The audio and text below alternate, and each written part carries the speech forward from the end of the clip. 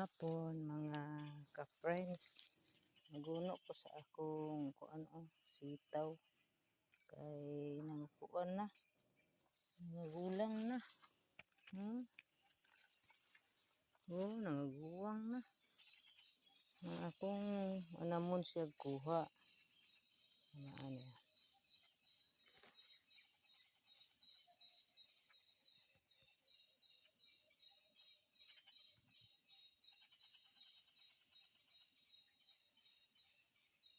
Yay.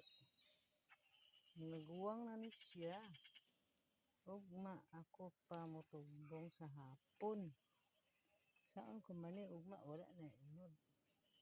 Kay nakuha naman karon. Kani siya nga sitaw mga ka-friends. Doon siya karaan. Sitaw. Manandali ra siya